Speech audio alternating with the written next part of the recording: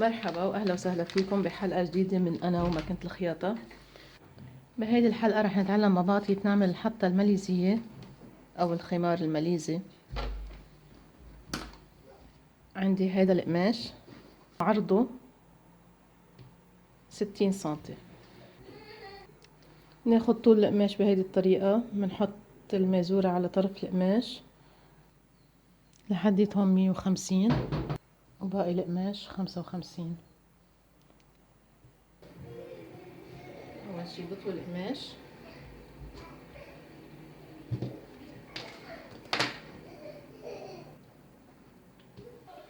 بظبط القماش منيح، باخد قريب 35 سنتي، يعني بيكون من هون لهون المفروض بيكون 25 سنتي، والزيادة هون هيدي بدي ارجع ادرزها كلها، يعني تقريبا لهون هيدا بده يكون مسكر، من هون لهون بدي ادرز، هون ما بدي ادرز شي، بدي ادرز هون هاي المسافة هاي. برجع باخد الميلة التانية. هلا الميلة التانية كمان طويتها، بقيس 30 سنتي لهون، وبحط دبوس بهيدي الميلة.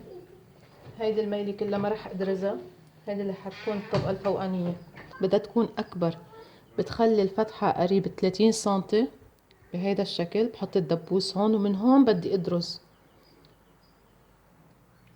بدرز 5 سنتي بس، وبترك قريب 10 سنتي فاضيين هيك، يعني في 10 سنتي الميلة الفوقانية بدها تبقى مفتوحة ما مسكرة. إذا بتلاحظوا الحطة الماليزية بيكون نازل عن الجنب الإشارب لتحت، فهيدي هي. إذا بدكم إياها تكون أطول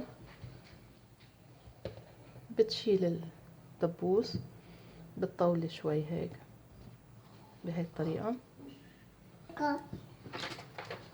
بتزبطي القماش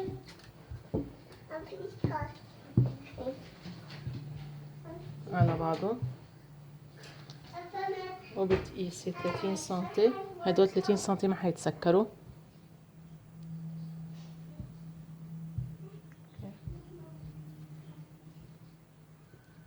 لهون، او اذا بدك اياه شوي اضيق ممكن ل 28 او 27، انت قيسيه على راسك لتعرفي الفتحة قد ايه. هعملها انا 28.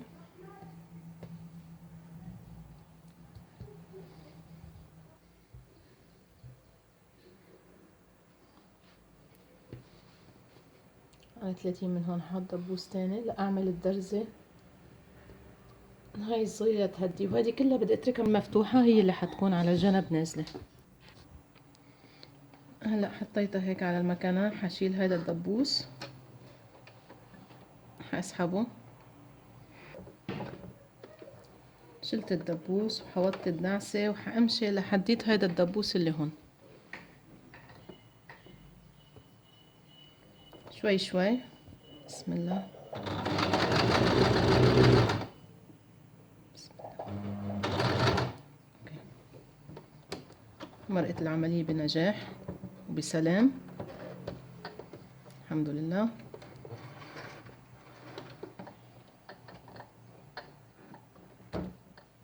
هاي درست اول جنب، هلا بعدين نرجع نشيل الخيطان. هلا حساوي الجنب الثاني. هلا هاي الميلة الثانية حادرزها لهون، يعني هيدي الفتحة من هون كلها بدها تكون مسكرة الا هون محل ما بده يفوت الراس.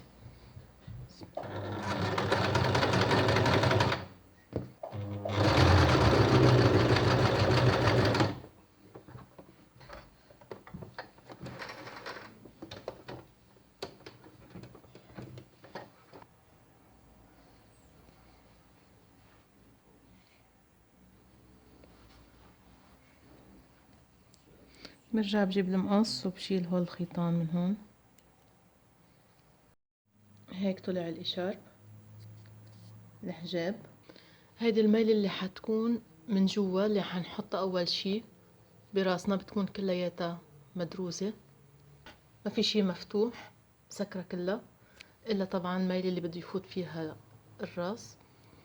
وهاي الميلة التانية اللي حتكون الطبقة الفوقانية،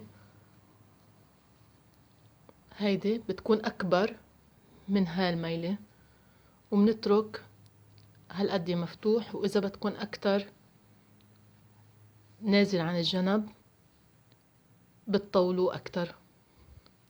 هيك طلع شكله. يا ريت عندي حدا صغير اقدر احطله اياه. كنت فرجيتكم اللفة كيف ممكن تكون. وانطروني بحلقات جديدة، وما تنسوا لايك وشير وسبسكرايب للفيديو، وكبسوا على زر الجرس لا يوصلكم كل جديد. في عندي نصيحة للمحجبات، يا ريت تلتزموا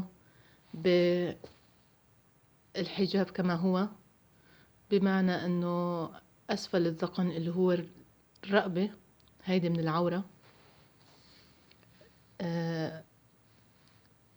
مفروض انه نغطيها، مثل ما انه الايد كمان من العورة مفروض انه نغطيها، مش انه نظهر وكاشفين جزء من ايدنا او رقبتنا، لافين شي بس على راسنا وتاركين الرقبة مكشوفة.